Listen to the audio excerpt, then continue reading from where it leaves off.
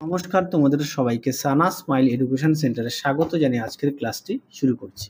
আজকে তোমাদের সঙ্গে আলোচনা করব তোমরা যারা সপ্তম শ্রেণীর তৃতীয় পর্যায়ক্রমিক মূল্যায়ন পরীক্ষা দেবে তোমাদের জন্য রায় ও মার্টিন প্রশ্ন বিচিত্রা থেকে আজকে সমাধান করব সপ্তম শ্রেণীর ইতিহাস বিষয় মডেল নাম্বার 6 অর্থাৎ 6 নম্বর স্কুলের যে সমস্ত ছোট ও বড় প্রশ্নগুলি আছে তার সমস্ত প্রশ্নের উত্তরের সমাধান করে দেখাবো। চলো দেরি না করে মূল বিষয়ে যাওয়া যাক। দেখো কি আছে, একে সঠিক উত্তরটি বেছে নিয়ে লেখো। ভারতবর্ষের প্রথম মোগল সম্রাট ছিলেন, উত্তরটা লিখবে বাবর, অপশন বি। দিয়ে দেখো তৈমুর লং ভারত আক্রমণ করেন, উত্তরটা লিখবে 1398 খ্রিস্টাব্দে, অপশন বি।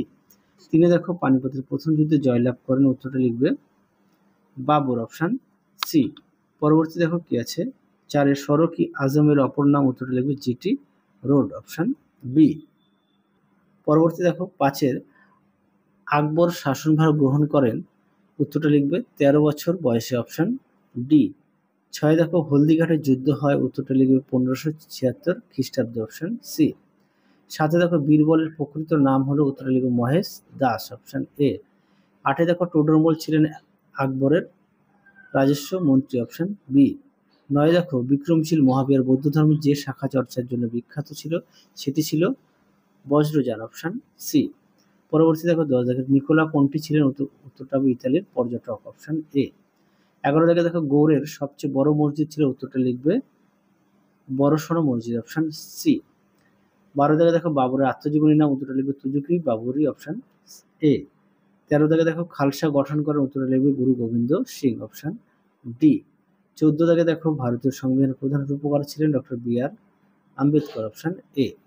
পরবর্তী দেখো কি আছে, একটি বাক্যে উত্তর দেওয়া। একে আছে পানিপথের প্রথম যুদ্ধ কোন বছর হয়, উত্তরটা লিখবে 1526 খ্রিস্টাব্দে। 2 দেখো খানোয়ার যুদ্ধ কাদের মধ্যে হয়েছিল, বাবর ও রানা প্রতাপের মধ্যে।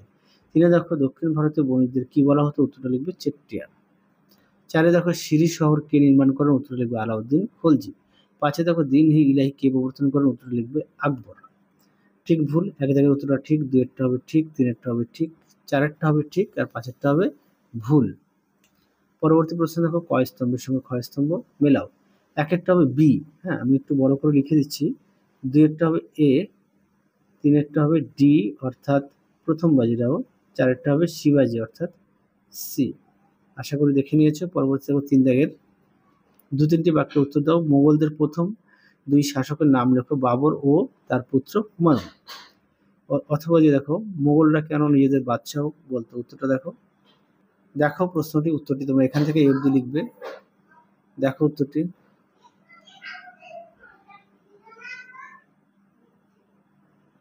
পরবর্তী প্রশ্ন দেখো 2 এর কাবুলিয়ত ও পাট্টা কি, উত্তরটা দেখো। দেখো উত্তরটি, পাট্টা ও কবুলিয়ত বলতে কি বোঝায়, এখান থেকে এই অবধি লিখবে। পাট্টা এখান থেকে এই অবধি, কবুলিয়ত এখান থেকে এই অবধি। তোমাদের আগের ভিডিওতে সাজেশন দেওয়া আছে সমস্ত বিষয়, তোমরা যারা এখনো দেখোনি আমাদের প্লে লিস্ট থেকে সাজেশন পেয়ে যাবে। পরেরটা দেখো শুলিপুল কি, উত্তরটা দেখো। দেখো উত্তরটি, তোমরা পাঠ্য বই থেকেও দেখে নিতে পারো। পরবর্তী প্রশ্ন দেখো কবির স্মরণীয় কেন, দেখো প্রশ্ন উত্তরটি। দেখো এখান থেকে এই অবধি লিখবে। পরবর্তী দেখো সুফিবাদ বলতে কি বোঝায়, উত্তরটা দেখো।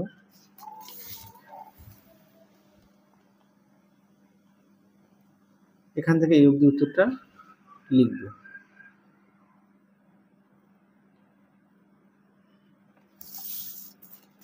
পরবর্তী দেখো কি আছে, 4 এর মিনিয়েচার কি, দেখো প্রশ্ন উত্তরটি।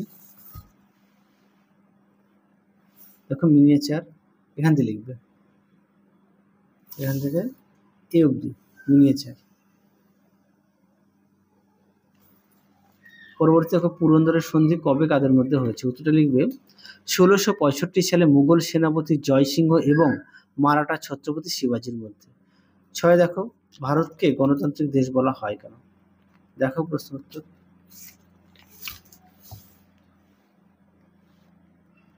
দেখো উত্তরটি, এখান থেকে এই অবধি লিখবে।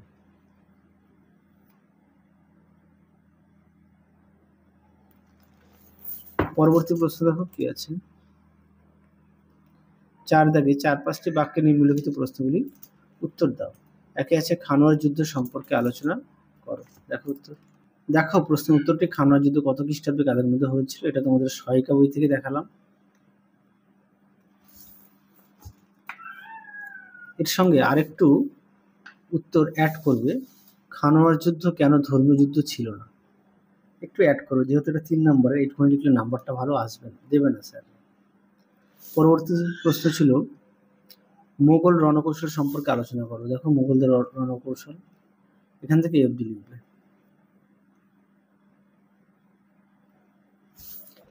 পরবর্তী দেখো বীরবল স্মরণীয় কেন?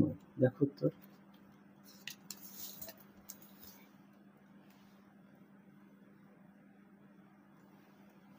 দেখো উত্তরটি এখান থেকে লিখবে, টিকা লেখো বীরবল, এখান থেকে ঠিক এই অবধি লিখবে, ঠিক এই পর্যন্ত উত্তরটা লিখবে। পরবর্তী প্রশ্ন দেখো টিকা লেখো বাবরের প্রার্থনা। এটা তোমাদের পাঠ্য বইতে দেখো পেয়ে যাবে, বাবরের প্রার্থনা, পেজ নাম্বার 72। পরবর্তী প্রশ্ন দেখো আকবরের রাজপুত নীতি সম্পর্কে আলোচনা করো। দেখো উত্তর,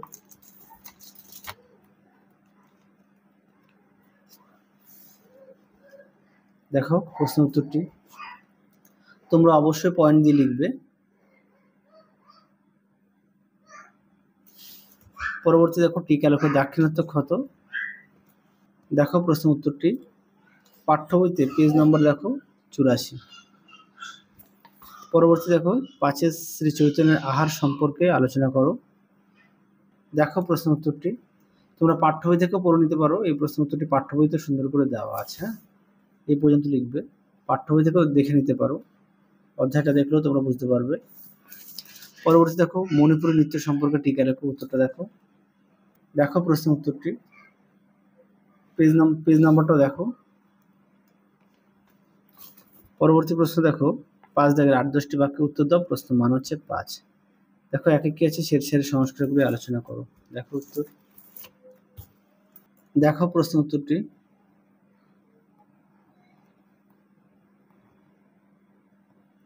এই পর্যন্ত লিখবে। পরবর্তী দেখো অথবা দিয়ে আকবরকে মহান সম্রাট বলা হয় কেন? দেখো উত্তর,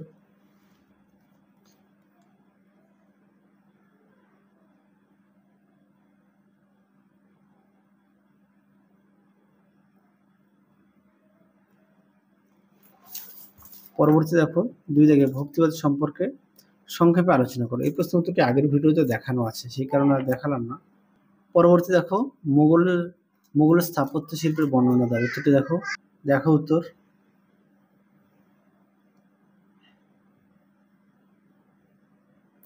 তোমরা অবশ্যই পয়েন্ট দিয়ে লিখবে।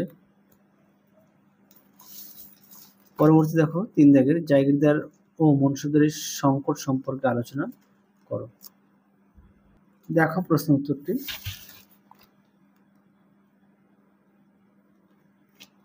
এখান থেকে লিখবে, এই পর্যন্ত লিখবে। পরবর্তী দেখো ভারতের সংবিধান সম্পর্কে সংক্ষেপে আলোচনা করো। দেখো প্রশ্ন উত্তর,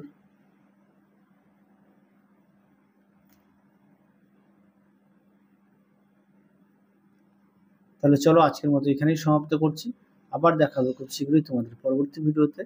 তোমরা সবাই সুস্থ থেকো, ভালো থেকো, আজকের মতো টাটা।